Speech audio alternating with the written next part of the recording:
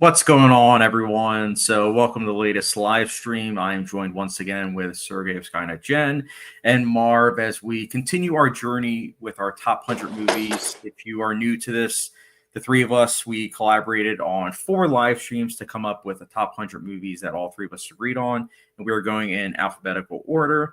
You guys clicked on this video, so you know it. This time around, we are discussing American Beauty, which is a film that came out in 1999.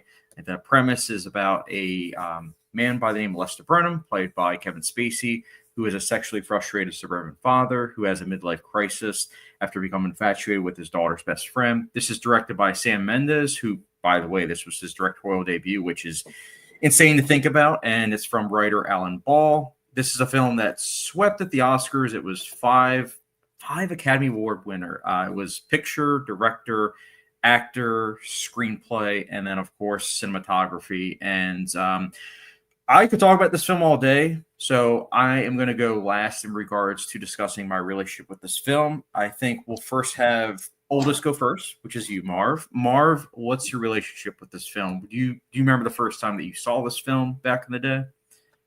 I don't remember. I remember it was 2019.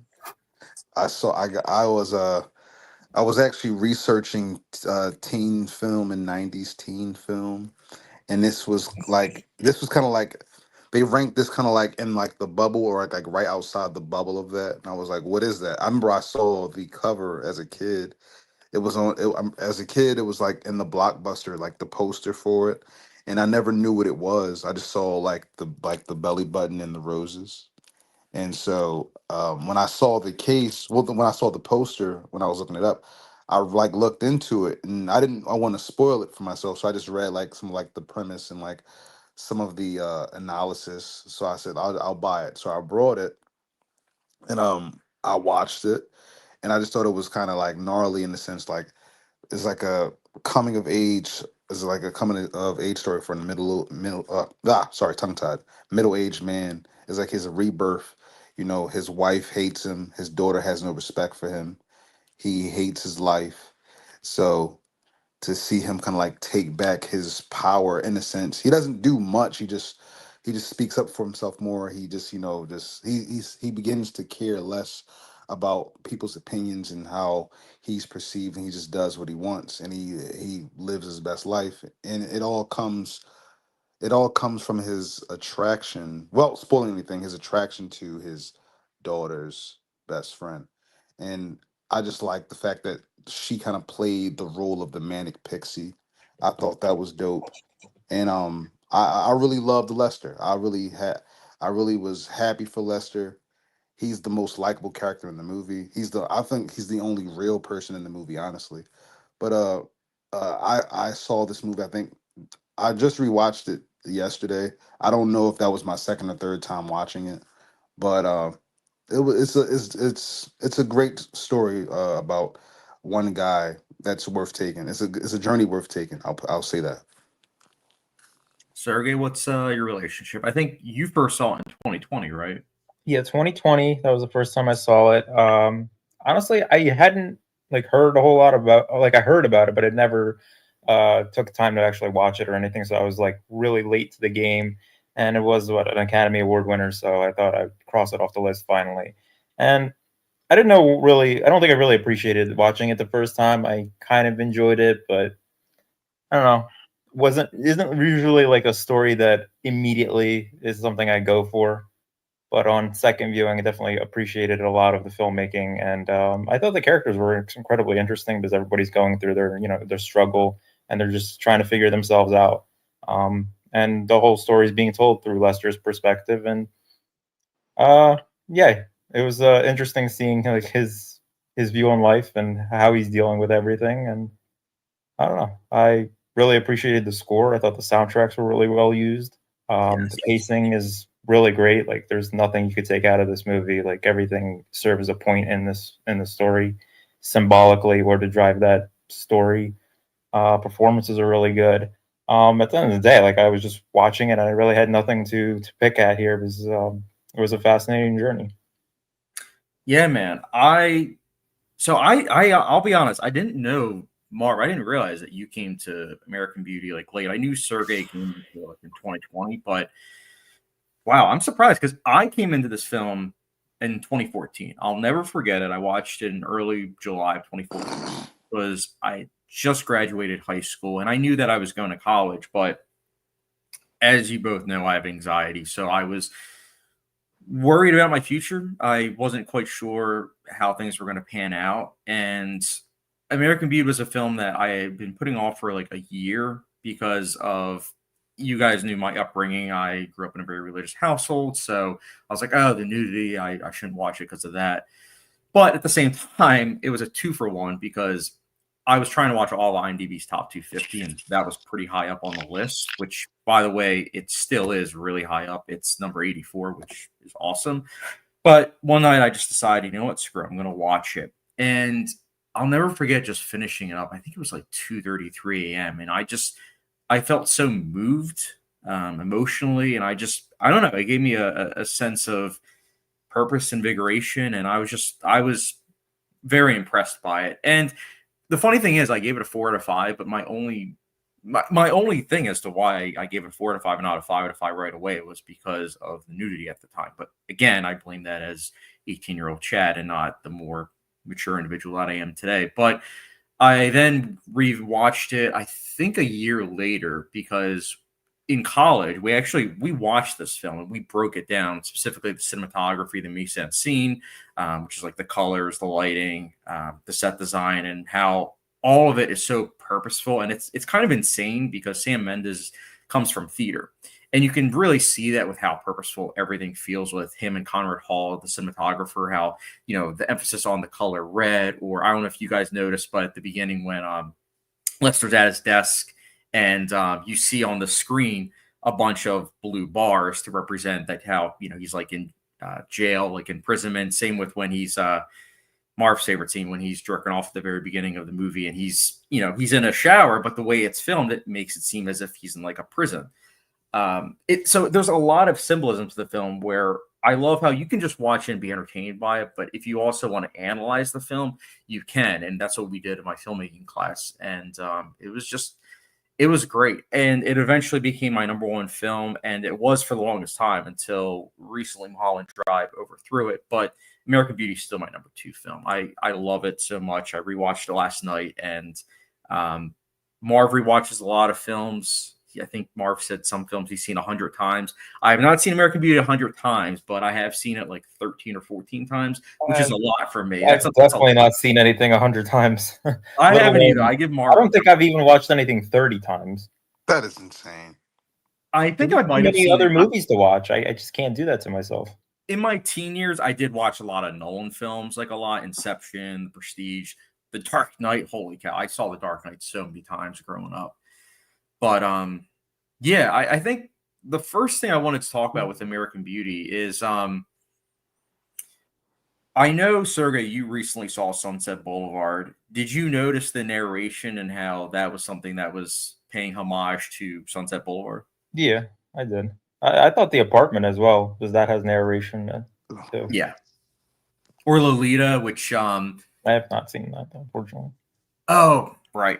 Well, the premise of Lolita is kind of similar to American Beauty, or I should say American Beauty's premise is similar to Lolita, but the underage part of it. Yes, but the film Lolita that Stanley Kubrick directed, it's because it came out during like the Hays Code.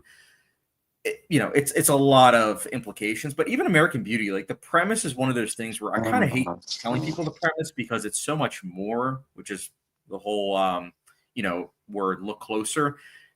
But there is a lot to the. Oh, Marv is out because he hated it that much. No, but I think it's impressive because even though the premise is one thing that could turn some people off to the movie, it really is not what the film is about. It's a way of him waking up, but honestly, it's not just him though. It's his daughter and the guy that she's seeing, and then the kid's relationship with his own father, played by Chris Cooper. So there's a lot of characters it's focusing on, not just him. If you don't, as far as I'm concerned, it's a perfect screenplay because the themes that are tackled in the film are, hopelessness, suppression, um, sexual frustration, any kind of frustration. But you see that through all of the characters. And this is also one of those few films where the teenage characters and the adult characters are balanced really well to where you get to know them. And it's very fascinating. And the character of Ricky Fitz is someone that I remember I wasn't the biggest fan of the first time I saw it, but the older I get, the more I understand where he's coming from, especially since he's someone that he wants, like, him and Carol are characters that they want to showcase to the world how successful they are, even though they are similar in many ways to like Lester, where they're not happy. None of these characters are really happy. In fact, the only characters, and I said this in my college theatrical cinema class, the only characters that are actually truly happy are the gay couple. Which, talk about progress. Like, the film had 2 gay characters in 1999, and they're happy. There's nothing that they really have to worry about other than, of course, Colonel Fitz being judgmental. Although I do think that scene is hilarious, where he's just like, you said your partner, so what are you guys trying to sell? Yeah, what are you trying to sell? I love that scene. I'm like, that's so hilarious. Yeah, and then the son is just trying to cater to his father. Yeah. He's like doing all the math for like how much money he's making from the drugs, and his father's like, oh, all these gay people, and then he's like, yeah, you're right, Dad. I'm just like, oh my goodness, showing off Nazi plates and everything. Oh my goodness, yeah. Honestly, that has especially aged well, because I feel like those type of characters, I feel like we all know someone like that, and that's just it. These are all characters that I know in my everyday life. Like, these are all characters that we know. And I love suburban dramas, because everyone always thinks of the Suburbans as like something where, oh, everything is perfect and everything. But there's a lot going on underneath it. And sometimes people know about it. Sometimes people don't know about it. And, we're honing in on these characters' lives as, it's going on. And it's like, oh, wow, like, this is a lot to take in.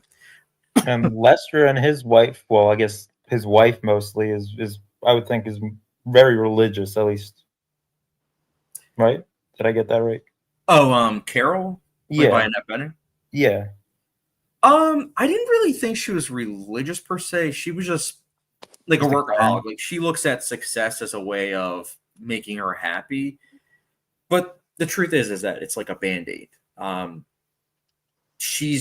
She's not loved by her family, just as Lester's not loved. I mean, they're all not loved. And I was just wondering how they ended up together in the first place, because they just seemed like they hated each other from the very beginning. No, I mean, that's why they have that, at least. But no, I mean, that's why that one scene is so important, when she's coming home after he sold the car, and he's trying to seduce her, and he's talking about like, she ruins that moment. Yeah, because she's changed. Because she's so materialistic at that point. But it used to be that she was just, wanting to do like a lot of like fun things, and people change, especially as they get older. And as I always say, when it comes to any kind of relationship, it's like people change, but it's like you want to go like this, but a lot of times people go like this, and that's unfortunately what happened to the two of them. She put a lot of effort more so into her career, and he put, honestly, not really any effort. He just kind of was living, and he doesn't say it, but I feel like it is heavily implied that he's like really depressed, which can really affect someone with moving forward in life, and also can push off a lot of other people. And I feel like that's what he did, and that's why his daughter's getting mixed signals, and that's why she's not happy with herself as well, because she's hearing from her mom about, oh, you're not pretty and everything. Oh, you need to do this in order to be successful. And then on the other side, the dad is just like not there to kind of counteract and say, no, you are important. I just want you to be happy and everything. And I don't know. It's a fascinating relationship, and I also just love how they have that picture in the background, and how it comes back later on, when it's like that was, you could almost argue, the last time that they were a true family, not a broken family. Yeah. And I won't spoil anything, so we didn't put the spoiler warning up just yet. But I mean, even the last scene of Lester. Like it's literally him looking at that, and it's almost like him wanting to change that. So I think it's fascinating. But before we continue talking, let me look at the comments because it looks like we have a bunch. Second. So the first comment is Joe. He says, "LOL, where Marv's head is." Yeah, I knew Marv would appreciate that. So funny story. I always joke around to Sergey and Marv about how whenever I'm editing the thumbnails, Marv gets cut off completely. This time he got little dots on him, and I was like, "How am I supposed to fix that?" So I'm like, "Wait a minute, I can put it near the bush, so it will look red." Sure enough, it did. It doesn't look white. So I'm like, "It works." Yeah. Beamer Bro one says, "I'm lurking. I better not hear any chicanery." Joe says, "Well, he neglects his daughter, hence why she hates him." Yes. And then Carol gives her too much attention, and it's negative attention, saying how she dresses, like, trying to look unattractive. And I mean, that's one of the reasons why she wants to get a boob job, because she is constantly getting this negative attention from the people that are supposed to be the ones that love you the most, but instead are just not good parents. I can't articulate what is up. It may not be first comment, but I'm first like, my man, can't articulate. Can't articulate. Have you seen this movie? I'm very curious if you have. Mia 123, depressing movie. Yes, but also I find it honestly kind of inspirational. It's one of those films where it's always kind of been with me in life, whether it's taking film classes in college, whether it's one of the first films I watched post high school, the last film I watched, well, actually second to last, I should say, the last film I watched before getting married.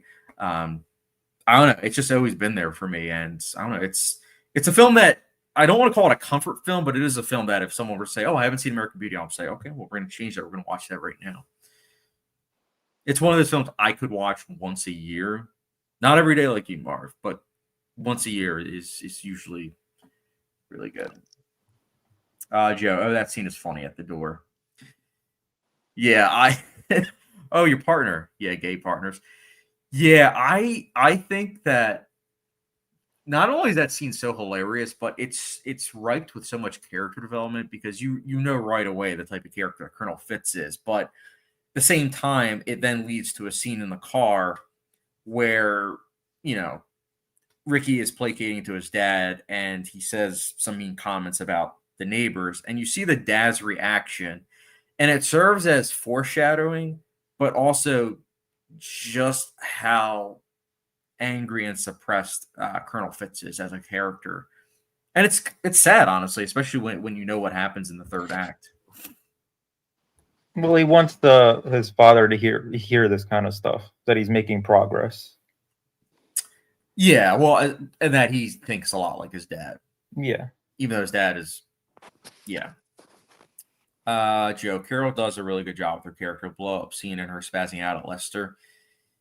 Yeah. Also, the scene. I'm trying to think if we want to do spoilers yet. I'll try to wiggle around it. Even just her last scene where she's, holding on to the clothes. Like, that scene is so good, because it's like a way of combining her character traits, which is materialistic, but also showing that she is an emotional individual and someone that did care for him, even at the same time, if they weren't on the same page most of the time.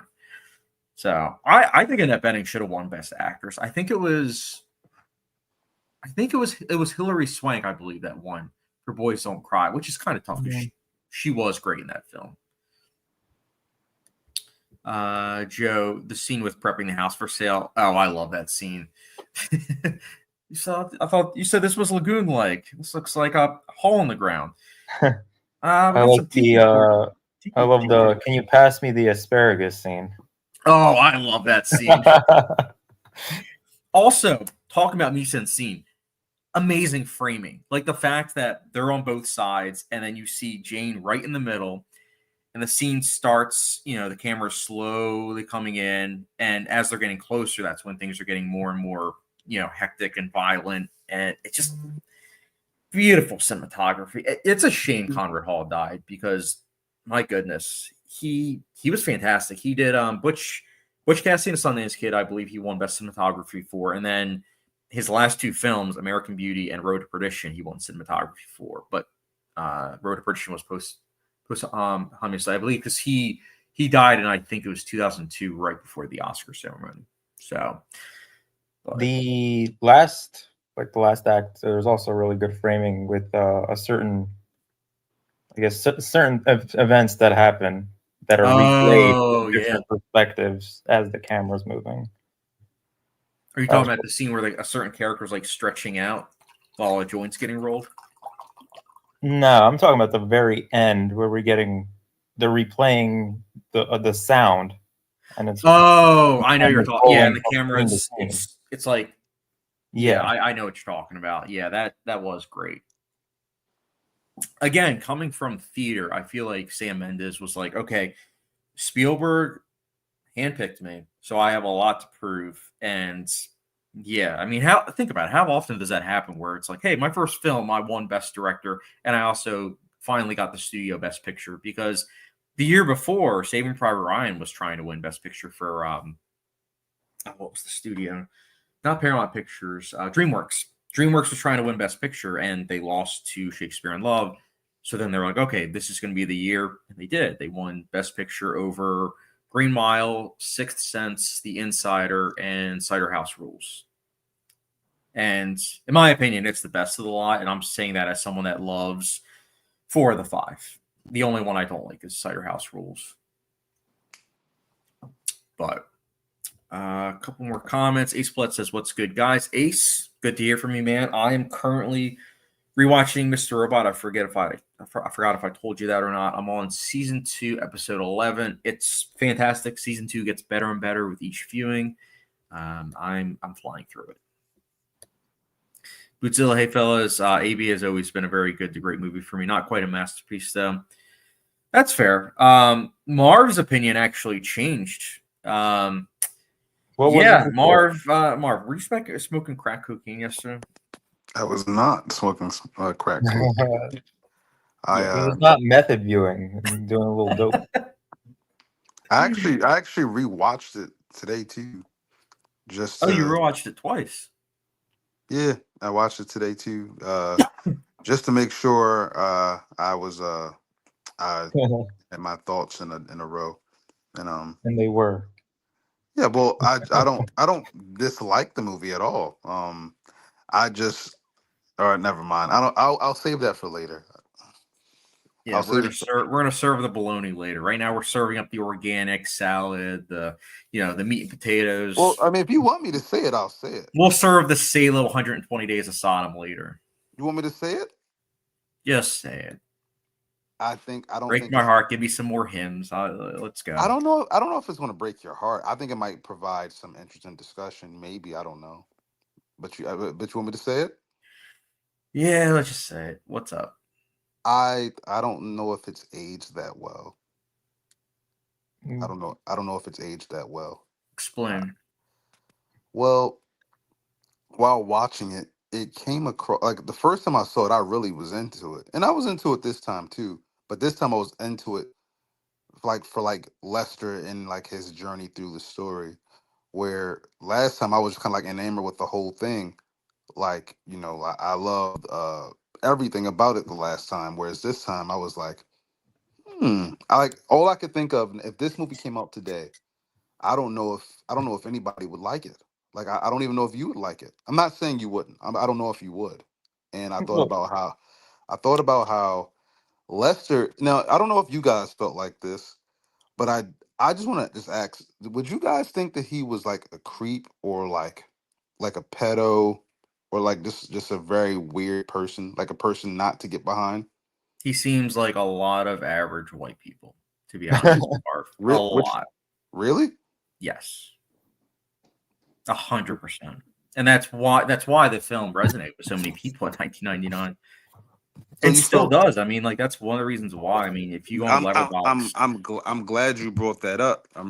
Because are you aware of the I don't what's the word? I don't know if backlash is the right word, but it's like it's being rejected by, like, I guess people who are going back and discovering it.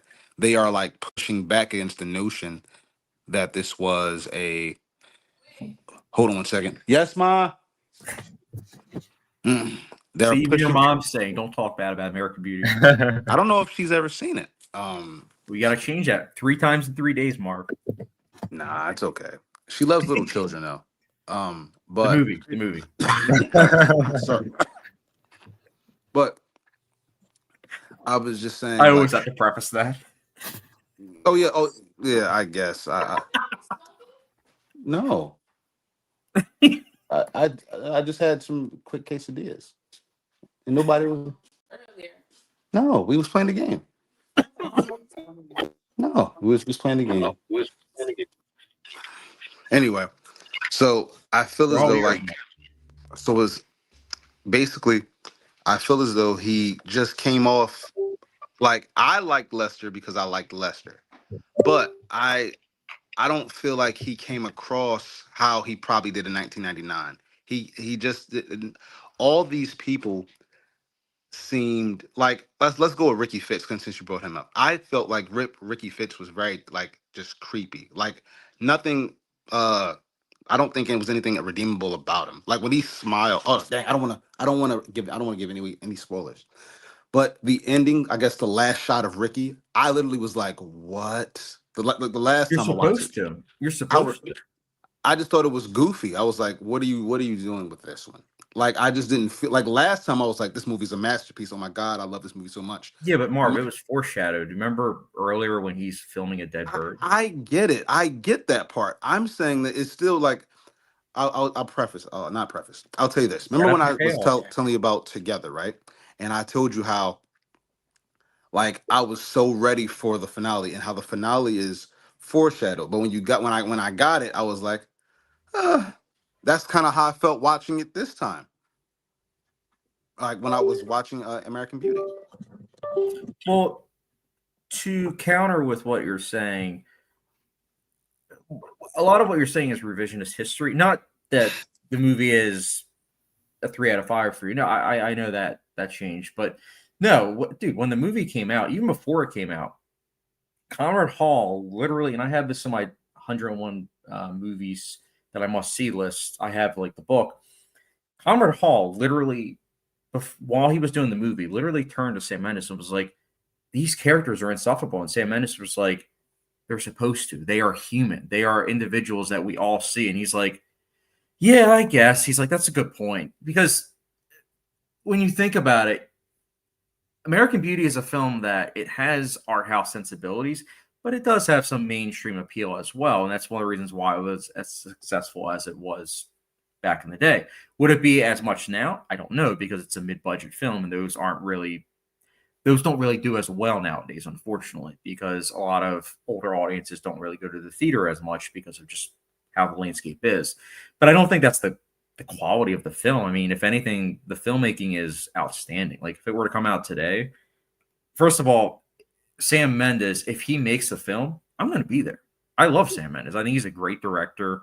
The fact that he works with Roger Deakins and usually works with Thomas Newman, I mean, that's like a match made in heaven. If I see all three of those names, if I see one of those names in a film, I'm going to watch it. If I see all three, sign me up. I'm all for it. Well, can I insert that he actually himself has said that I understand the pushback that it gets these days. It was a little bit overpraised at the time. He said that. Yeah, but dude, that's literally every single film. Anytime a film is highly regarded, you'll see it with Everything Ever All at Once. There were some people that when it first came out, they're like, "Oh, it's overrated." You're always going to have some, people say that because a lot of people just go with the hype and not actually judge it based on the qualities of the film. They go based on the background and not the actual quality. It's like, I think the best way of describing it is going into a restaurant. People get so caught up with, all the hype going into it, but it's like, what's actually going on in the restaurant? What are they actually providing? What's the actual full course meal? Is that something that's satisfying? Does it provide nutritional value? Was I satisfied at the end? That's what matters. Everything else is just background. Would you say that's what happened with Emilia Perez last year?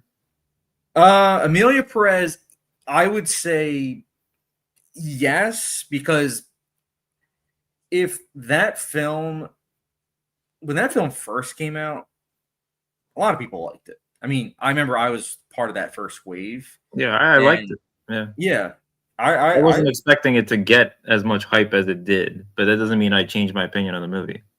right, and it's just like Fight Club. If you, not necessarily as much to you, Mark, because I know you don't go to movies as much, but Sergey and I, we go regularly, and if we saw Fight Club in 1999, and I forget if you like the movie Sergey. I do. Yeah, I need to rewatch it. It's been a while. So we both in 1999, if we watched it and we saw it and we loved it right away, we would have been like, "Oh shucks, it didn't do well at the box office, and the Rotten Tomatoes score is low. All right, 1 out of 5." Like that wouldn't be us. Like we would still like it. And then years later, when people are praising it, it's in IMDb's top 50. We wouldn't be like, because it's so overpraised, I can't like it anymore. No, like that's not how I am. I know that's not how Surrey works. It's just not how I am. But That's why people started disliking Titanic. Yeah. I mean, Titanic's always had hate, especially from like incels. As a former incel, I can attest to that. But now that I'm older, I'm like, no, Titanic is a very well crafted film. It's a good film. Would it have been my choice for Best Picture? No, but I can still respect the fact that it did as well as it did. And honestly, if that film didn't do as well as it did, would we have gotten Avatar films? I don't know. I don't know. We would not have. Exactly. Probably not. Because they gave him carte blanche. He could do whatever he wanted with Avatar. He got final say. Like one of the best scenes in Avatar is Jake's first flight. And that was something that originally the studio wanted to cut. But he was like, I literally paid for this lot because of Titanic. I'm going to keep this in the film. I don't think he would have been able to do that if the film wasn't as successful. So, but circling back around, I guess my point with all that, Marv, is that there's always going to be backlash with movies that do well. Sinners, there are people, I have spoken to people close to me that say, oh, Sinners is overrated. And I'm just like, why? Because you went in with a lot of hype, and they're like, yeah. And I'm like, of course you're going to be let down. Of course you're going to be let down. Like, there's no question about that. If you go into a movie expecting it to be the greatest thing since sliced bread, it's going to disappoint you. Go in with no expectations and let the film speak for itself. So, do you think if something is overrated, is it hard to judge, or are you saying nothing can really be overrated? I don't think anything can really be overrated, because even, I guess a good example, I'm trying to think for this year, would be Sinners. So many people are praising Sinners, including us. Like all three of us love the film. And when people ask, like, oh, what's a film that I should see, I usually go with that. I usually say Sinners. But I've learned by my old actions that you don't want to say something, oh, it's so great, like I love it, it's so good. I am usually more passive, where I'm just like, yeah, I think it's good. I think you should check it out. It's worth a watch, because if you go in telling people that it's going to be great and everything, they are going to have expectations that are way too high, and it's not going to be met. It's not. Let's face it. So you're saying that the expectation kills a person's enjoyment, not the movie itself. Usually, yeah. And that's why you'll have some people rewatch a film. Like they'll go back and, after all the hype's died down, and then they'll judge it for what it is. I mean, how many times have we seen a film and we've rewatched and we've either liked it more or maybe we've liked it less? It happens. Look at Tenet. I remember Tenet, you weren't the biggest fan of, Marv. Like you hated it. But I still tell you that that's not a good movie. I still say that. I just now understand that I know what it is, so I can just appreciate it for what it is. No. That's my point. That's my point. You look at it for what it is, not for what other. But it's still not good. I don't recommend it to anybody. I can't. Well, that's a hard film to recommend. It is like it's a very niche audience. I actually think it's probably like No. Seriously, you would, like Patrick Williams said it best. Vibe movies are hard to sell. Like Spring Breakers, like yeah, I mean that film. I guess you can say, oh yeah, it's half naked people, but I don't know Tenet, if it's a I, vibe movie. Like how are you going to sell that to people? so here's the thing with Tenet, and then I'll circle back to AB. Is that Tenet? I don't really know what Nolan was doing. I know that it's very well made, but like a lot of the choices made in that movie still are like just kind of like odd. I'm like, what were you doing? But he's Nolan, so like you don't question the champ. He's the champ. You don't question him. You just Well, he he was does. making a James Bond film, but just from his style. Yeah, In but it's reverse. still, but it's still, Exactly. it's still some odd choices in there, and I'm just like, what was Nolan thinking? But you can't question him. You either take it or you don't. And so I remember I saw it. I told you I saw it twice in theaters, and I didn't like it. Me too. And I saw it on Blu-ray finally. I said, let me get it on Blu-ray, and I saw it on a 75-inch TV, and I was like, this is much better with a stereo system, right? I got the effect that was intended. Then I saw it in IMAX last February with my dad, and it was awesome. And even still, after watching it, him and my niece came out the theater and were like, I mean, they literally said the action carried it. It was like, I mean, I don't know what he was thinking. I mean, it was a good time to get to movies with you guys, but I don't know. I was like, they felt bad for It is an Denzel. action film though, so if the action is carrying it, it's kind of a good thing. Yeah, I that's mean, what they were the saying. They were opening saying shot is just gunfire at an opera house or wherever that was. I love that scene. That that is scene's a so great good. scene, especially in IMAX. It is awesome. I would Yes. say watching it more than once does help. Is the first time watching it, you don't know what's going on the first hour. You I just don't know. feel it. The As Yeah. the one first, character the literally whole says, like, don't movie. think about it, just feel it. And it's like that's the best way of approaching Tenet. Don't The think about whole it, just movie I feel it. didn't get. I didn't get the whole It movie the starts first time making I saw sense. By the end, you kind of piece it together. It does, but in terms of like rewatching, it's a film that I would argue that you don't have to 100% make sense of it. You can just watch it for it and being an action film like his family, or you can study it and how things go backwards and forwards and how sometimes they interwoven. But back to the comment section. Sorry, full circle. We're quite behind. Let's see. The View with Drew is in the chat. He says, "I think Sixth Sense should have won Best Picture." I would disagree, but I say that with a lot of love for The Sixth Sense. I think that's a great film. I think especially M. Night Shyamalan's directing that film is just stupendous. That and Unbreakable, great I run for him. I think Blair Witch should have won Best Picture. What? Yes, I mean, do. I can't judge it. I can't imagine a found footage film ever winning Best Picture. I think for that time period, the fact that was the first time it was ever done and it was so flawlessly executed, I feel like it should have won. Okay, look, I like the movie. I like Blair Witch Project, but no. Put it in the context. And again, I like it. I Put it in the saw it. context. Put it in the context. You did not know it was a found footage movie when you watched back then in 1999. Nobody knew it was a found footage movie, right? They executed it flawlessly. The acting is literally perfect. It is literally perfect acting. Yeah, you I thought didn't know it was a found footage film, but that adds the historical context. That's the There brilliant was marketing. no social media yes, back then, so it it was was a easy to perfect deceive storm. people. It was a perfect storm. It's like Cannibal Holocaust. Like that kind of marketing had been done before. Cannibal Holocaust, Texas Chainsaw Massacre.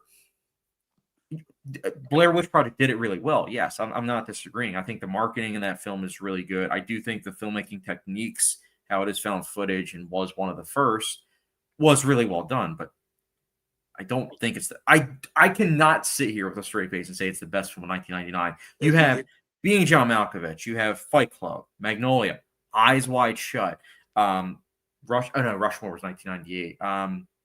The Iron Giant. I'm trying to think of some other ones. Iron Giant is great. I would have nominated that for Best Picture.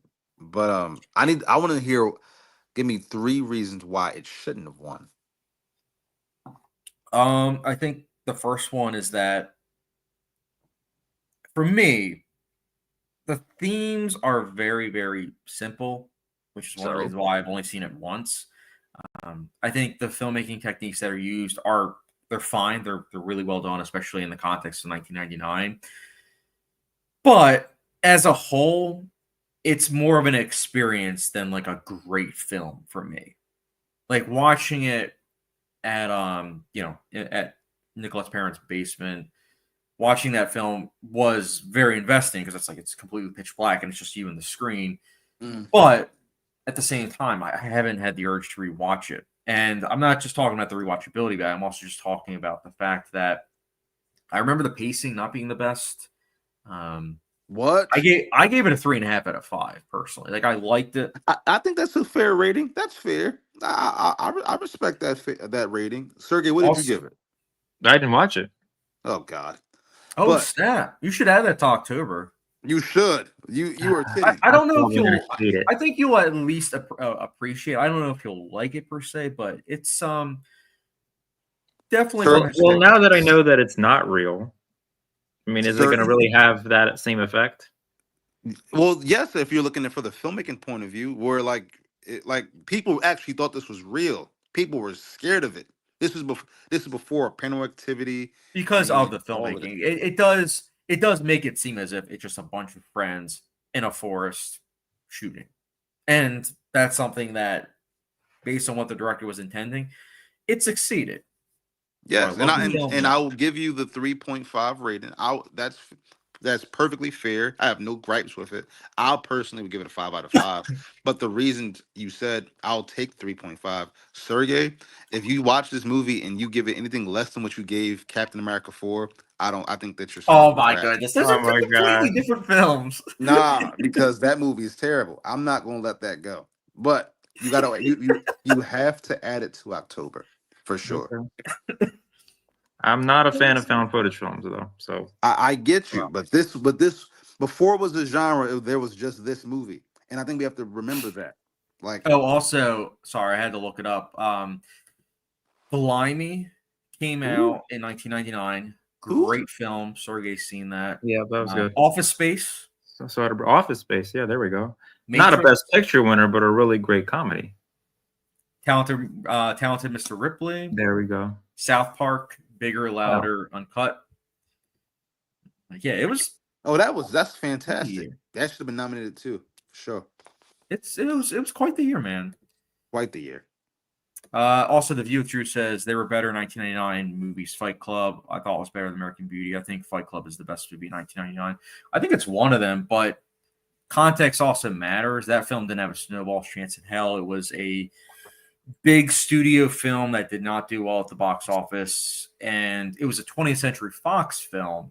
So, of course, they're one of the big studios, so they're not going to really want to push a film that didn't do well at the box office, and also was divisive among critics. Like, I believe, could be wrong about this, but I'm pretty sure that Roger Ebert wasn't a fan of Fight Club. A lot of people weren't because of the off-putting violence and a lot of the themes and messages of consumerism, toxic masculinity kind of went over people's head at the time. But with repeating viewings, a lot of people were picking up on the context and also the dark humor. But we will talk more about Fight Club in another episode because it is part of this top 100 list, and Marv will finally watch Fight Club, which I'm excited. I might actually show Marv that just to see his reaction.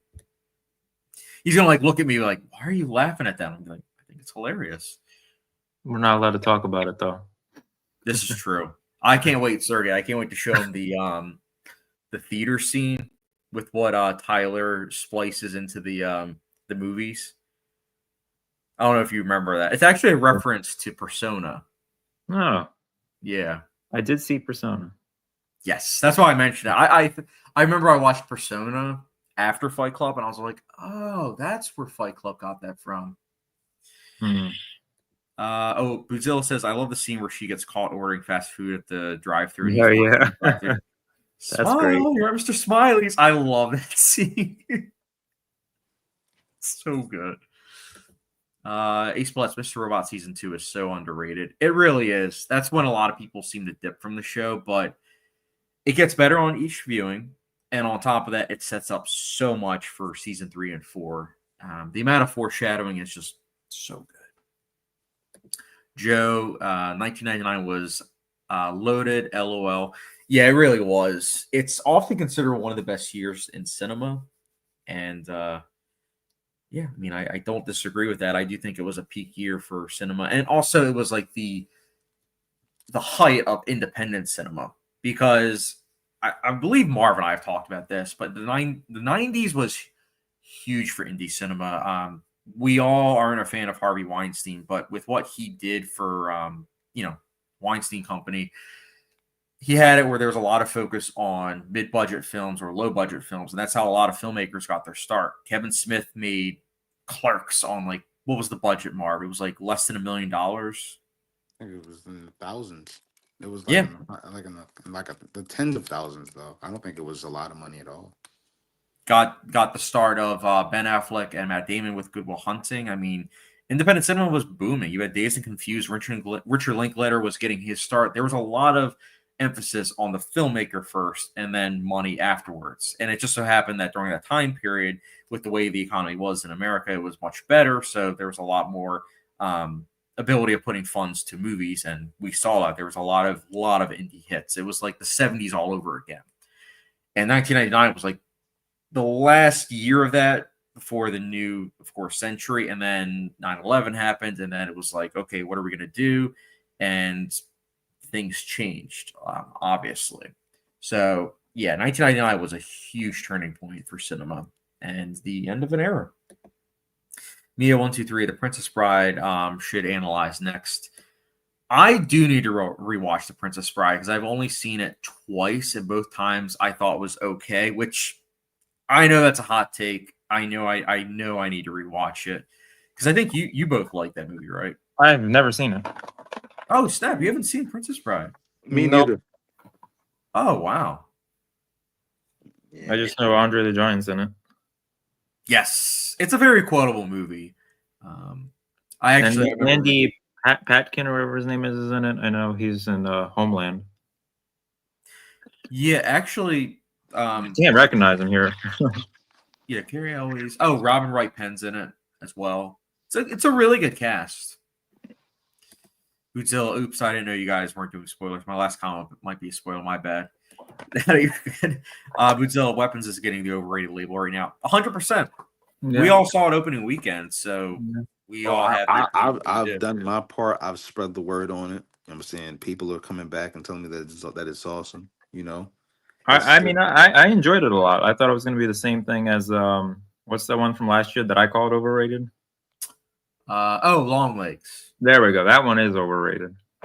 I don't know if that is overrated though. I like Not anymore, but it was I'm trying to tell for you its guys, time. People have been souring on that movie every day.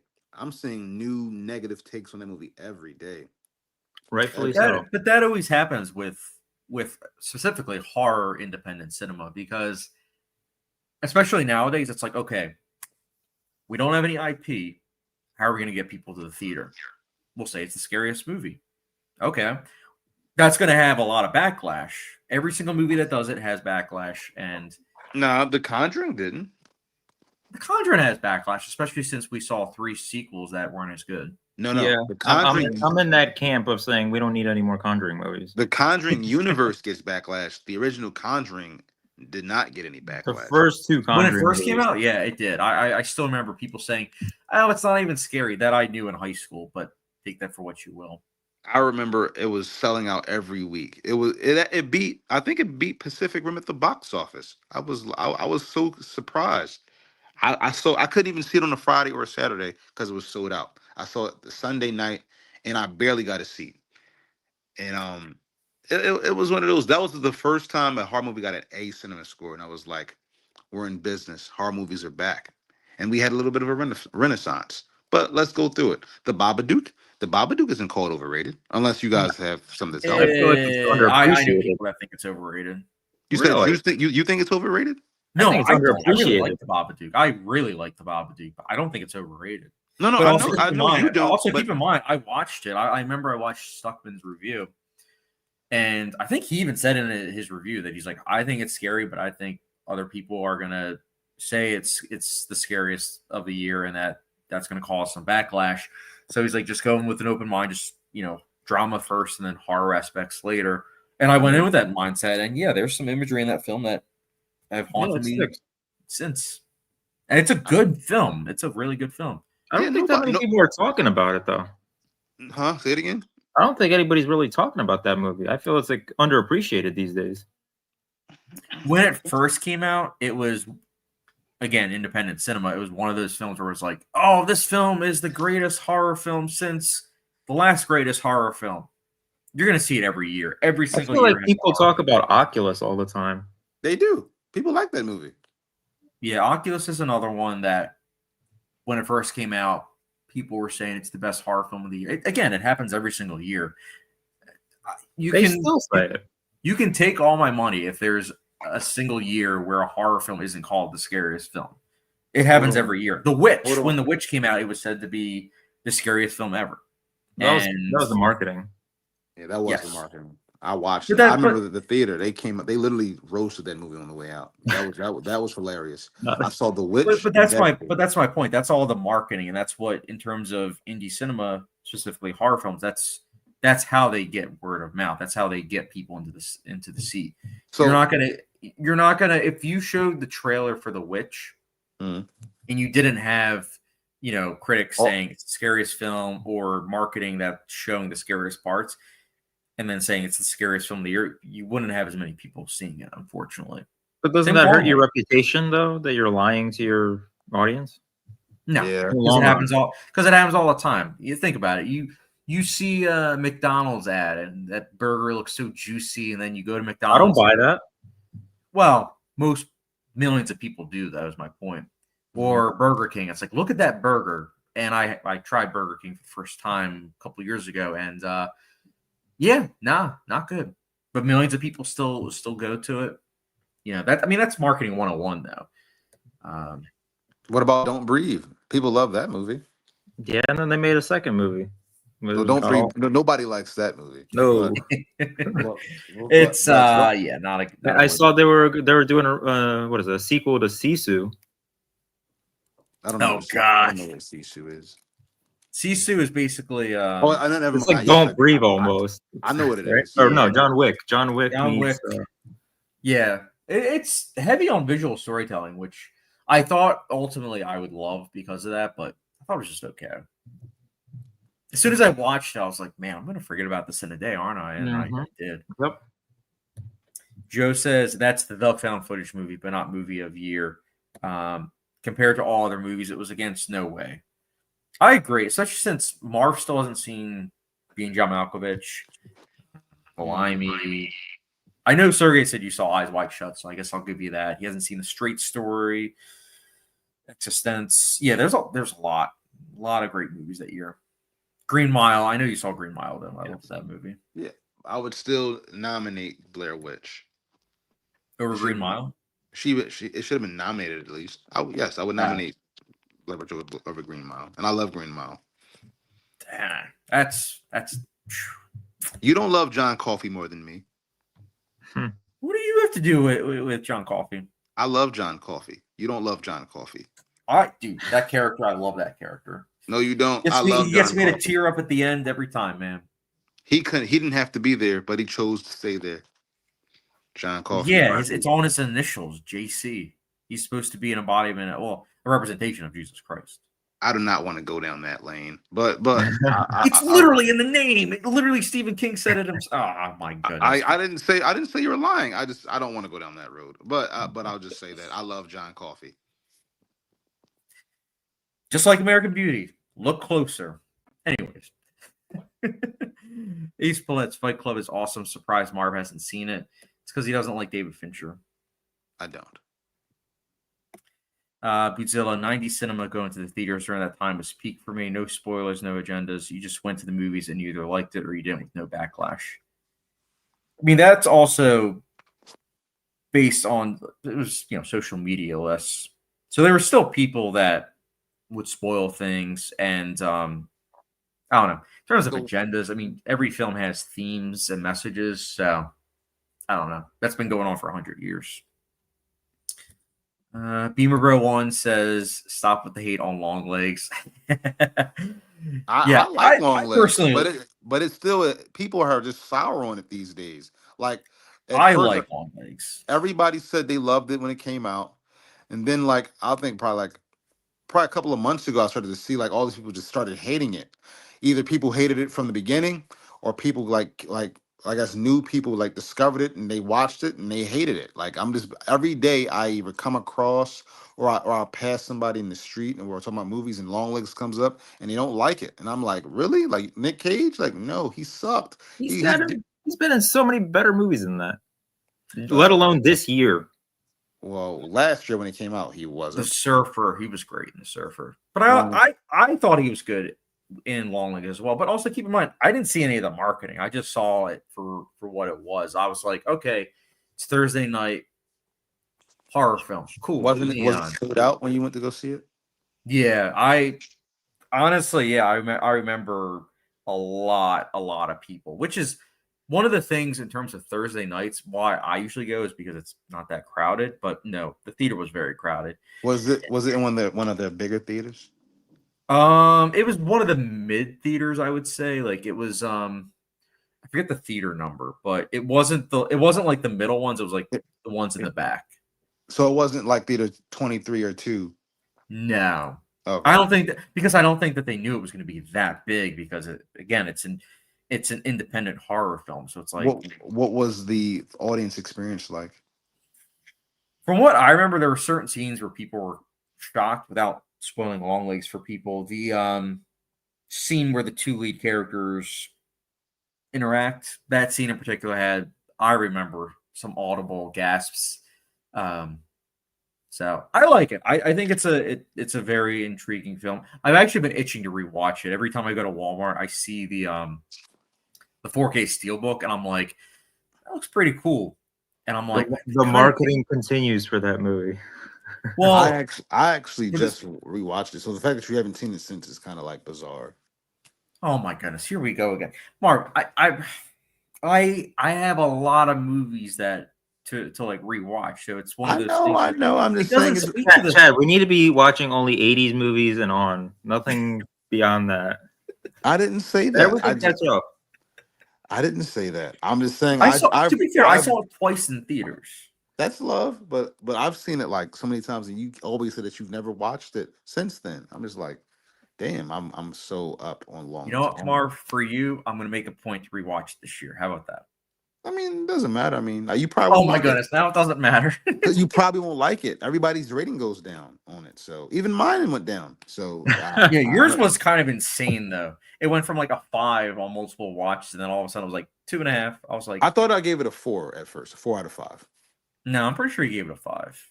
Are you 1,000% sure? I know I gave it I'm not going to bet the house on it, but I can check right now. I'm pretty sure you gave it a 5 out of 5. I gave it 2.75. My last viewing, I gave it a 2.5. Yeah, last time you gave it a lower rating than Sergey. I know what's going on with that.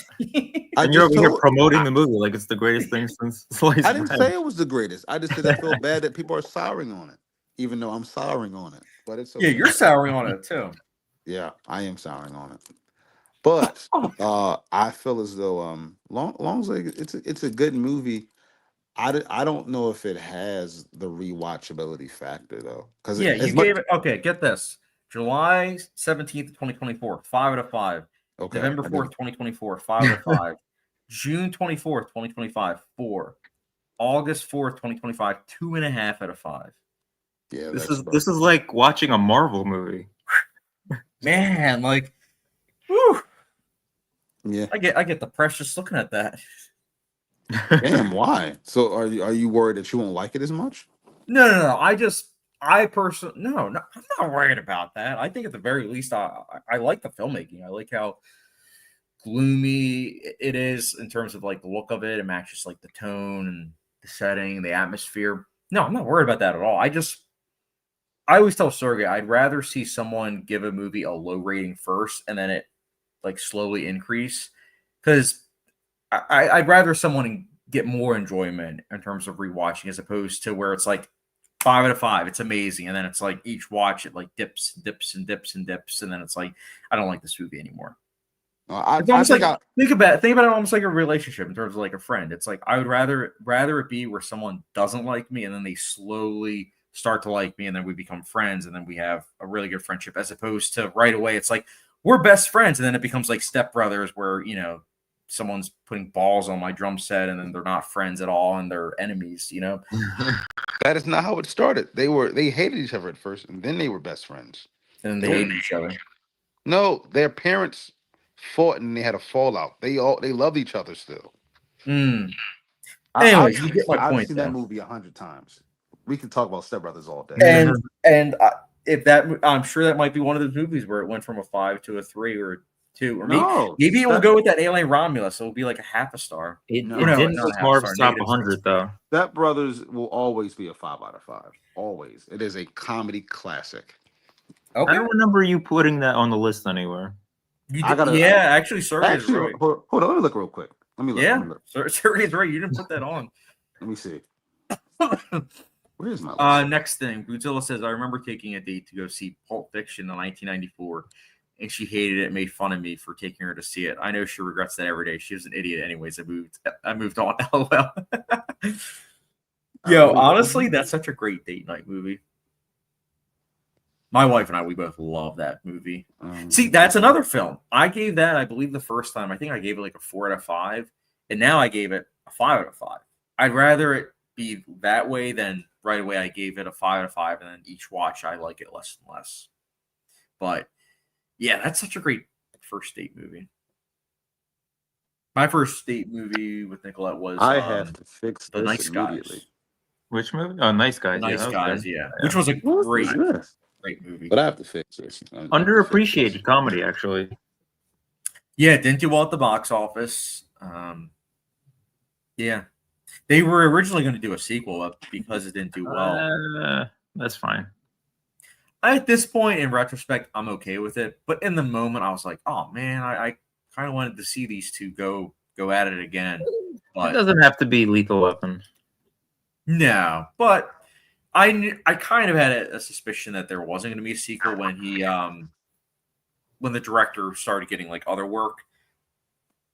But yeah, it's not on there. yeah, Wedding Marv. Crashers. He chose Wedding Crashers over Step Brothers. Sacrilegious. Comment section, back me up.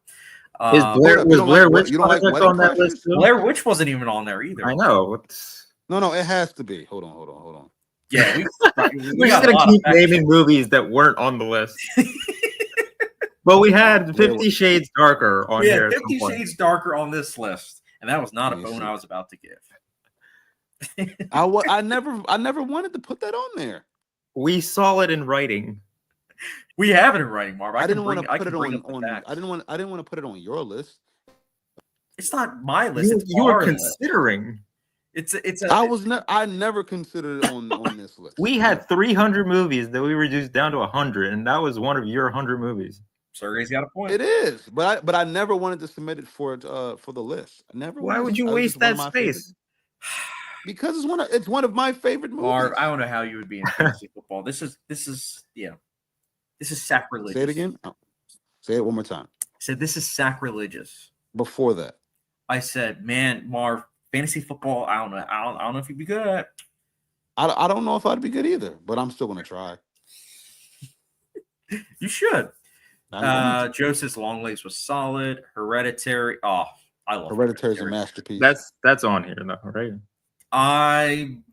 Let me double check. I hope so. I hope so too.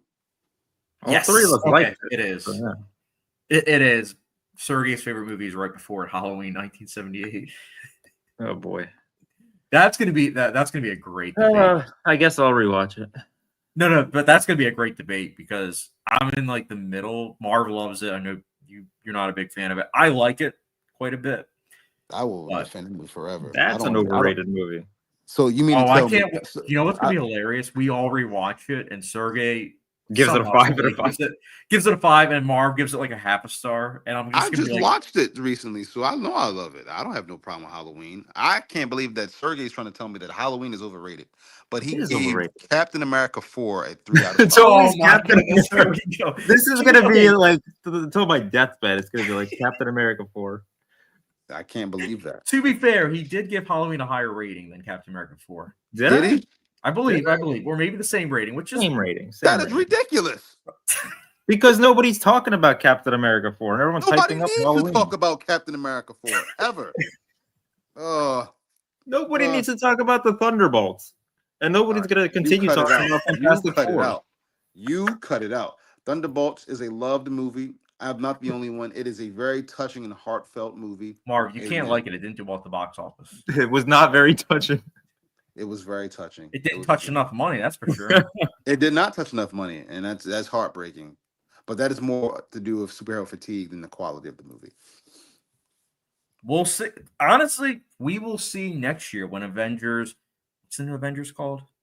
Doomsday. Doomsday. When that comes out, we will see. We will see. Because if it makes the same numbers as Infinity War and Endgame, then yeah, sure. When the power got cut out at your house, I was telling Sergey that I think that we're done. The genre is cooked. But if they have any hope left, if there is Spider-Man next year and the 2 Avengers movies and possibly X-Men. And after that, if those movies don't hit, they're just done. They're done. If those movies don't, connect, there's nothing they can do. They ran its course. Is John Watts doing the next Spider-Man as well? No, he's doing something else. I don't know what he's doing. Oh, cool. I know that Daniel, what's his name? Daniel Destin Cretton is doing the directing for Spider-Man. And then you have the Russos doing Doomsday. And then you have the guy who made Thunderbolts. He's doing X-Men. Yeah. And so my hope is that Spider-Man comes out. You're coming off of a $800 million domestic grossing movie. You should be able to, get a whole lot of people excited. You should be able to bring some new villains in. I'm excited about that. I'm excited about the possibility. Like I told Sergey, that I think that Doomsday and Secret Wars could be the greatest movies of all time. It sounds like hyperbole, but if you ever read the comic book or familiar with it in any way, you know that the potential was there for great cinematic experiences. I'm really, hoping that they can stick the landing with that one. It's a tall order, but they can do it. And you don't think Marv that is hyping this up? I was going to say, you don't think you're setting yourself up for failure here, saying it's the greatest? I told greatest movie ever. That's way too high of a bar, Marv. I get that I'm overselling it. We should have reserved a spot for it here before it even came out. But here's the deal: you're not familiar with the story. If you've read the story, you'll know. Yeah, but Marv, it's an adaptation. It's not going to be exactly. I get it. But that story is awesome. It's one of the best stories ever told. Well, it hasn't been told yet. Well, and in books it has. So I mean, you can read it. I'm down to send you the audiobook, but I'm not going to read or listen to it, so that way I can have my expectations hired. Oh, not hired, yeah, but yeah. I'm when has that ever worked for me? Think about it. It hasn't. I don't expect you to like it anyway, but I don't. It's not like I like the last 2 Avengers films. Come on, Marv. I like the last 2 Avengers films. Did you like the last 2 Marvel movies? No. I didn't hate them. You act like I hated them. I enjoyed Fantastic Four. I feel like I liked Fantastic Four the most out of the They were a step in the right direction considering the previous phase. That is, I will definitely take that. We got to give some more. We got to give some more love to Thunderbolts. That is for sure. The effects were at least watchable. In Thunderbolts, yes. Yes. They got to pay the VFX department. Also, random question. I love this question. I'm gonna have Marv answer this. Ace Plets, you guys like Kendrick Lamar? I'm a Drake fan, so no. Yeah, Marv was 100% team Drake. What about you, Sergey? I can't answer. I don't listen to either. Yeah, me neither. What about you, Ace? Joe, top horror. Yeah, Hereditary, agreed. It's up there for me. The Exorcist is the greatest horror movie of all time. It's up there for me. It's definitely top 10. I love The Exorcist. Godzilla, that's why I loved 90 so much, because there was no social media to influence people. Yeah, I mean, honestly, I think that's one of the big things that kind of frustrates me is that a lot of social media influencers that watch like 2 movies a year, they'll get a lot of invites to press screenings just simply to advertise the movie. It doesn't matter the quality of the film. They're still going to hype it up as like the greatest movie. But again, it's someone that's saying it that doesn't really watch movies and they are advertising clothes, but they're doing it to get more hits in terms of their profiles and everything. So I don't know. It's it's definitely an interesting landscape that we're in now in terms of film as an art form. But that's just it. A lot of people don't look at film as an art form; they look at it as entertainment, and it's like, was it entertaining? No. Okay, so I'm not going to look deeper into it. I hate the movie, and it is what it is, and it's sad. Godzilla. Well, no, it's a random question. Ed Ace Plets. Yeah. Joe, don't forget, friends. Marv has Madam Web as top movie of the year. No, I do Pepperidge not. Farm I don't remembers. even like that movie. Pepperidge Farm We remembers. do. We do. You said it was. How did you frame it? You said Madam Web is better than The Lighthouse, and I was like, Oh yeah, Marv, for that is sure. outrageous. It's the Lighthouse is garbage. The Madam Web is garbage too, but I could at least laugh at Madam Web. The Lighthouse is unwatchable. I hate it. It is the worst movie. It's I've ever top tier filmmaking. It is If not. Dakota Johnson was in The Lighthouse, he'd probably like it. Ooh, that's actually. I feel like we got to make that into a movie, Marv. Dakota Johnson will be dope in the Lighthouse for sure. What if? What if I got Sergey to use? I can't believe I'm saying this. What if I got Sergey to use like AI to put Dakota Johnson's voice in The Lighthouse doing that speech that Willem Dafoe does? That'd be hilarious. Then you'd give Lighthouse a 5 out of 5. I would not. She could be the squid or the octopus. There we go. I can't articulate. Pulp Fiction on 4K is top-notch stuff. Yeah, no, it really does look great on 4K. One of my favorites. Godzilla agree. Pulp Fiction and Reservoir Dogs are reference quality 4K. Yes. And Sergey and I have talked about it before on here, but that steelbook of Reservoir Dogs, it is amazing. Like, whoever came up with that idea for the slipcover, incredible. They deserve a huge raise.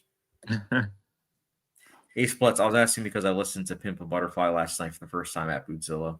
Ace, can you tell me, did you like it? Because me and my brother listened to it a while ago, and we both thought it was trash. So, like, I want to tap in with you about it. Talk to me. I wonder about it. why. Because he's a Drake fan. No, we actually listened to it. Ace, tap in with me about it. We can talk about it. Joe is on the same page. Step Brothers over Wedding Crashers. I agree. I should have put what Step Brothers should be on here. I'm tripping.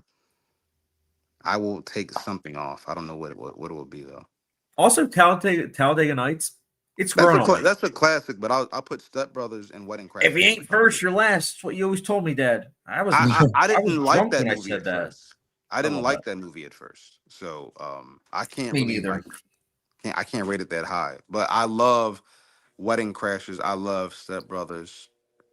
Some else I'm missing too. A lot of Adam McKay's studio comedies, they grow on me on rewatch. Like, I remember I hated Anchorman 2, but I rewatched it recently and I was like, it's not bad. I enjoyed that.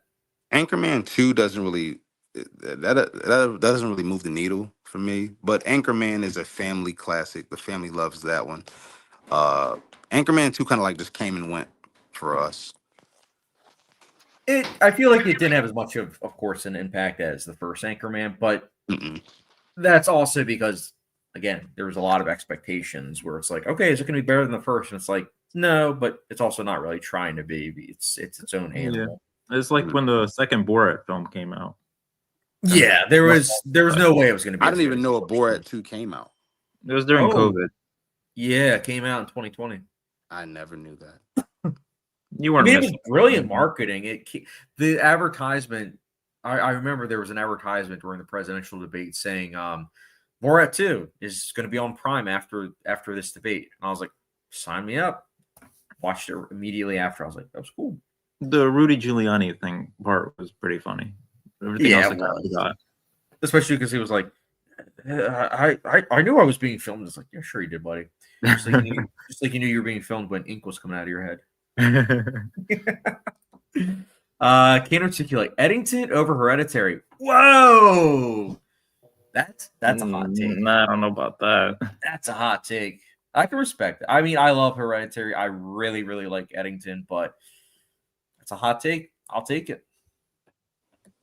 Godzilla, I like Kendrick, but he gets overpraised. See what I did there? Not overrated. Yes, man. Yes, Boots. Good Kid. Mad City is still his best album. Yes, it is. Good Kid, Mad City is fantastic. It is a fantastic album. I'm not a fan. That album is literally fantastic. It is literally like, if I had to put it next to a movie, I would put it with, I don't know, probably if To Pimp a Butterfly is his Oppenheimer, then I would say Good Kid, Mad City would be his Prestige. No, that's wrong. His Memento. Yeah, that's right. Hmm. He's the Well, I only consider rapper with a Memento Pulitzer. over Oppenheimer. You said what? I consider Memento over Oppenheimer. I need you to stop. First, I Captain America. mean, I Captain look, America 4, now I this. look, I love Oppenheimer, but Memento is amazing. You Marv. guys are. It's in my top 4, so I I don't mean, know what's obviously I'm happening. gonna say it. Yeah, I have Memento in my top 50 for sure. I love that movie. It's one of the movies that really got me into filmmaking. I mean, just my mind was like blown. I was like, holy cow, he's doing this not only non-linear, but it's told backwards and forward. Like that was the original Tenet, but it has like a perfect screenplay. Man, That's on this list, I think, right? Oppenheimer Yes, won Marv's 7 gonna Oscars. finally finish it. Oh my god. Oppenheimer won 7 Oscars. We're not having this conversation. Memento is what got him to that point, though. Remember that. No, I'm not going to remember anything. Oppenheimer for the win. You It's guys, okay. You can get a tattoo. You can take a huge picture. It was a huge indie hit. Got nominated for 2 Oscars. It's what then put him on the radar for Warner Brothers and got him Insomnia, and then Insomnia got him Batman Begins. and Oppenheimer goaded him. He literally was nominated for every award. He was goated before. Everyone always. But now it's cemented because of that movie, his magnum opus. It's been cemented since Inception. Like when he went outside of the Dark Knight trilogy, it was cemented. Where it's like, yeah, he is a great director. No, now he's the greatest. He's better than Spielberg, and that's the end of it. Yes, we went there. I don't know what you guys are talking about. Memento? Are you kidding me? Yes, I love Memento. Never mind. You haven't even finished it. Yeah, you can't say anything. Hold up. Didn't you just compare it to what movie did you just compare it to? Oppenheimer. No. Before that, is it something that? Hold up. One of you said it. Sergey, did you say it? It was you said Memento, and you compared it to something that we talked about previously. I'm sorry. I don't. It slips my mind. The Limey? No. You said Memento is his. I don't know. It'll come back up. It'll come back to me. But Oppenheimer. I said Memento is what. So this is at the height of independent cinema when Memento. No, I'm not. I know about that. I wasn't talking about. It was a movie that you referenced that you were like comparing it to, and I don't remember what it slipped my mind. It was, I guess, came out around the same time. I'm not sure, but let's get back to the comments. Oh god. You'll eventually finish. Yeah, you said you got like 10 minutes in, and I was like, what? You stopped at 10-minute mark? Understand a thing in 10 minutes. I honestly, I remember the first time I watched it, I was hooked right away. Like with the way that movie starts, you can't help but have questions, and the film definitely answers them slowly. So good. Oh, that movie is amazing. Okay. Joe, Thunderbolts over Captain America 4 are like both here for me. I think they're literally back to back on my ranking for the year. I think I do too. Cap 4 is slightly ahead. What does that say? Util at Ace Platts, you should all his albums, even the non-studio albums, are quality. No, I don't doubt it. I'm planning on it. I hear great stuff about his discography. Joe, Fantastic Four was good, and we all saw that. Yes, we did. Yeah, I enjoyed that one. I wasn't expecting to as much. I enjoyed that. Yeah. Ace Platts, from what I've heard so far, I think he's very talented. Joe, we should all share top 20 lists hard during October.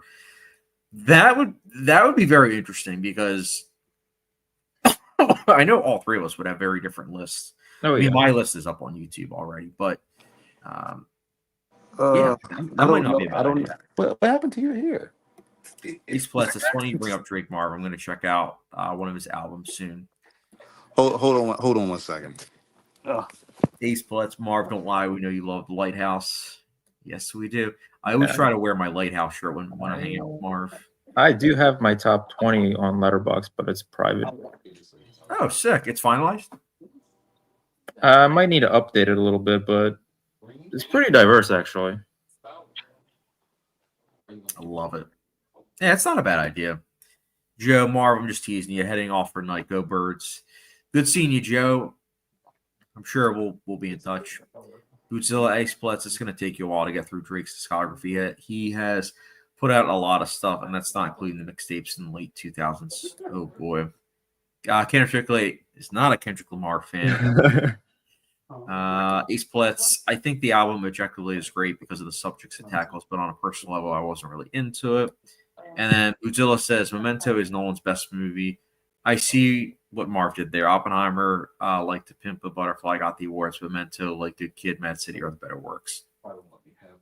Yeah, I mean, I'm happy Oppenheimer did very, very well, but it's also one of those things where Memento, I mean, it was such a huge achievement. I mean, and I remember seeing some behind the scenes of like him explaining how he came up with it, and it's genius. Like him and his brother, and it's what got them both a lot of work in Hollywood. So I don't know. I think once Marv watches the full thing, which I think I might have to supervise, because if he watches it with a bunch of people and he's not paying attention, he's going to be like, none of it made sense. And I'm like, well, yeah, Marv, you didn't pay attention, so that's why.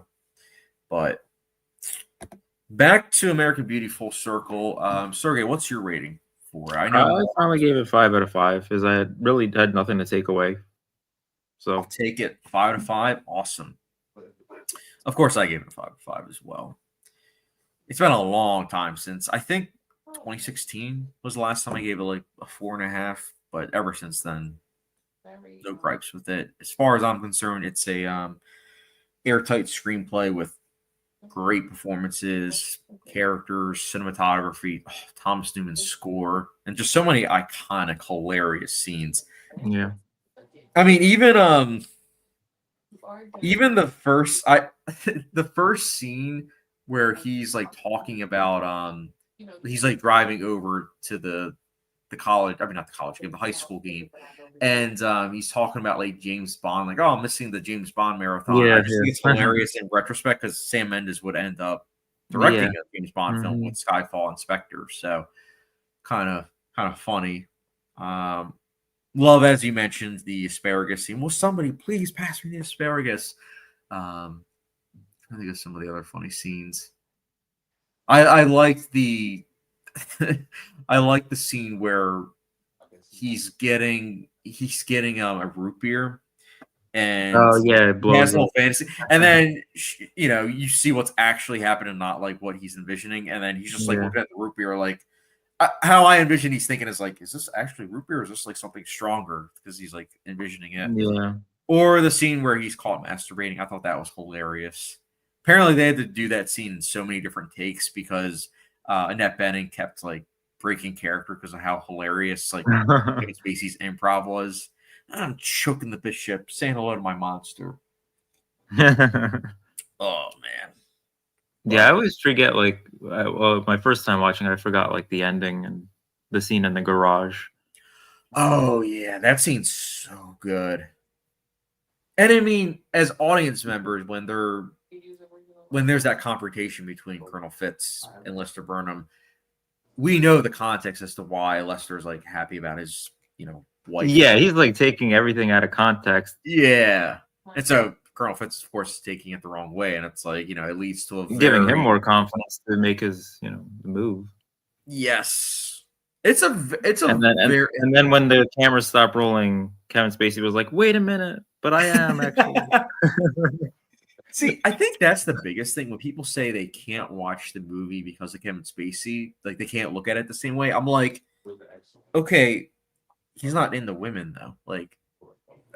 And then also the other thing I think about is film productions. It's not a one-man show. Hundreds, if not thousands of people work on it. So I don't know. It's like you don't go somewhere because of one person. And he technically didn't have sex with her. Yeah, he didn't. He made the right decision. And at the end of the day,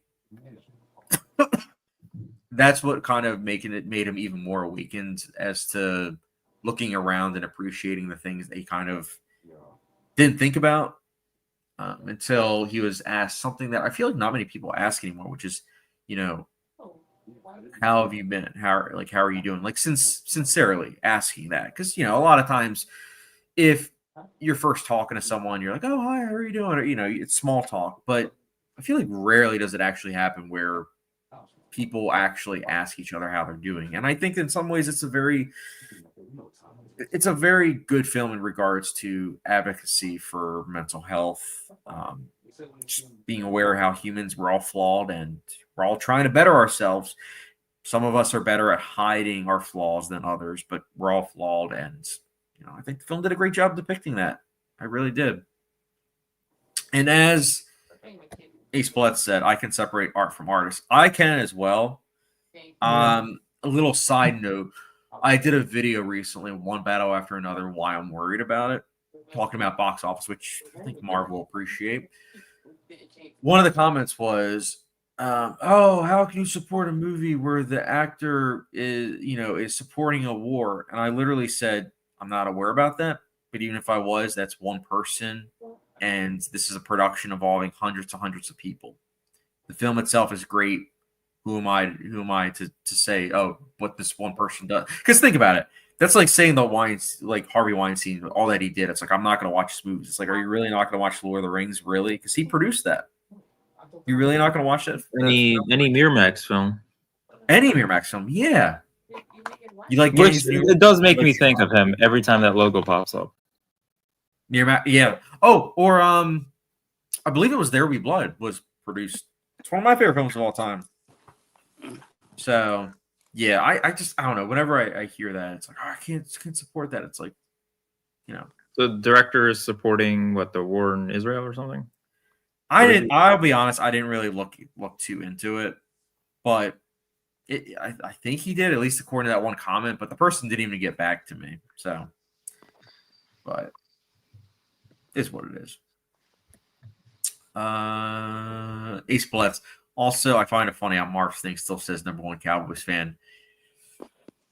He doesn't deny it. You see where my loyalties are at. You see what that is. Cowboys logo's really changed, huh? Hey, you ain't getting a reaction out of me, man. Y'all know where I'm at. We the world champ. I don't know what he's talking about. By the way, we'll have this final question and then we'll wrap things up. Rudzilla, this is for all of you. Why do you think some people say American Beauty hasn't aged well? I'm pretty sure I know why, but I just want to hear all of your thoughts. I think I'll take the wheel first with this one, and then if you guys want to counter or add to it. I think the first thing is the lead actor, Kevin Spacey.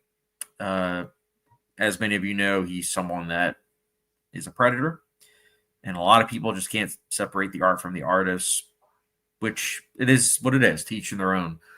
I think the other thing is that when people see the premise and they look at it as a surface-based kind of interpretation, they are, how do I put this lightly?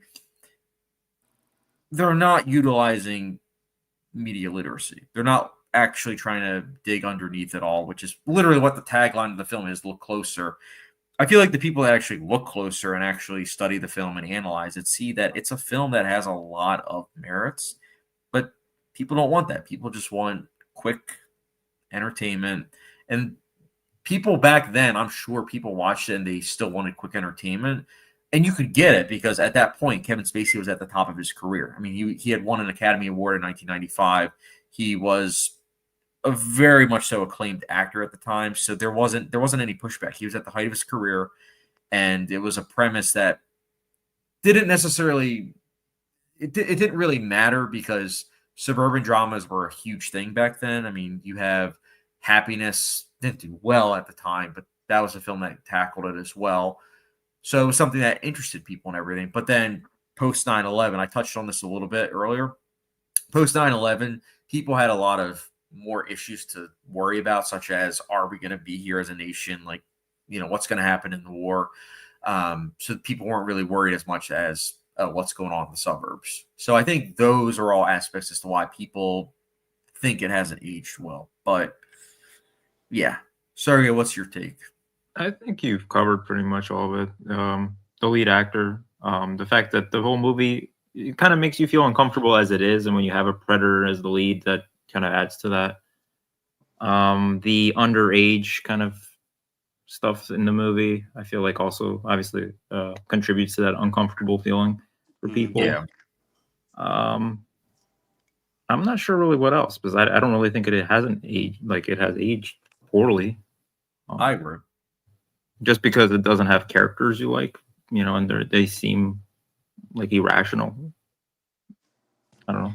And as we all know from day-to-day life, humans are irrational creatures, man. Like, dear God in heaven, I have to deal with it every day with people over the phone. And it's like, humans are not rational. We like to think that we are. And then these characters, like at least 3 of them, are going through like a midlife crisis.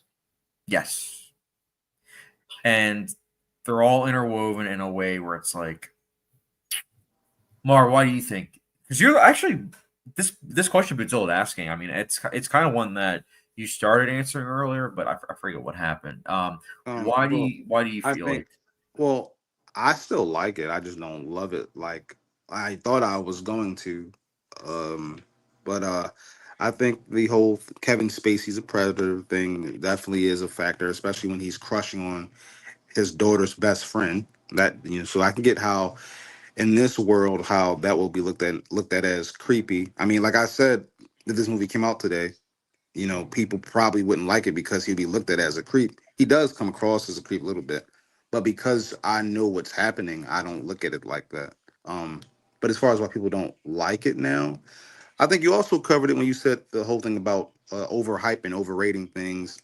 If today's film fans, find out about American Beauty and it was the best movie of its time, and they go in to watch it, they might have expectations and it won't be met. So they watch it and they just feel like, oh, that's whatever. All right, I'm gonna go watch whatever. I'm gonna watch Sinners now. So that's probably it. But that's not why my rating went down. I just didn't think it aged well. I it just didn't come. It didn't hit me like it hit me the first time. This time I just kind of like watching it, and I just like being with Lester, and I like watching him.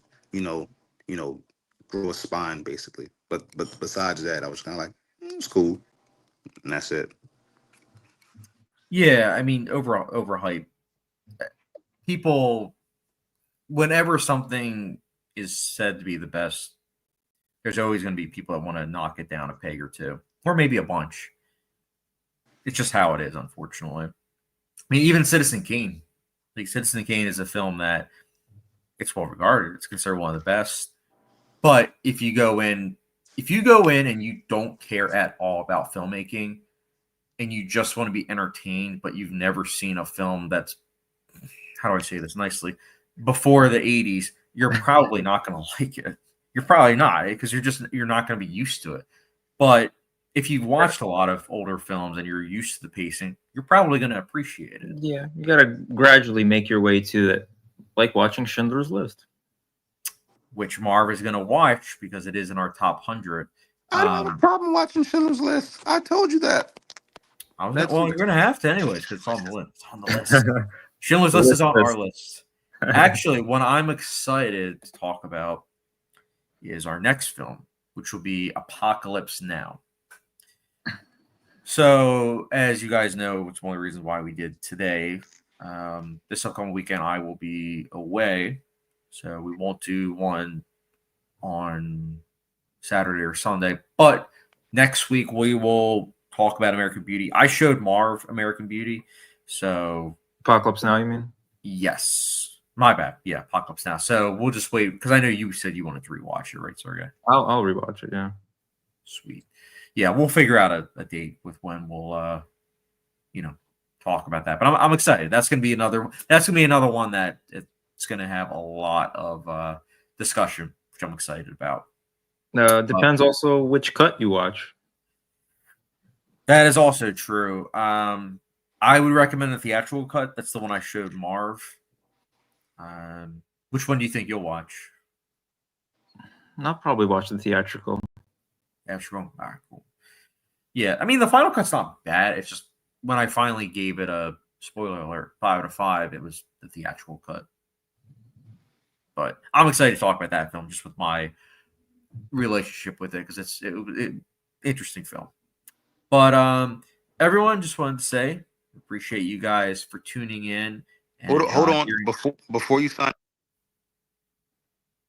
And he signs out. He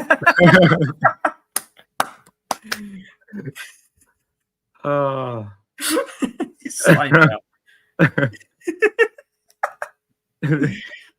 I swear, Marv gets older and older. He's like a boomer. He accidentally hit the wrong button.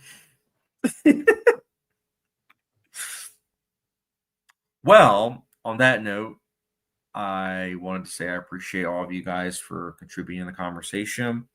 Stay tuned for our Apocalypse Now discussion, which should be in a week or so. And if you guys have any further questions, you guys can ask in the comment section down below after the live stream, and we will catch you guys later. Later.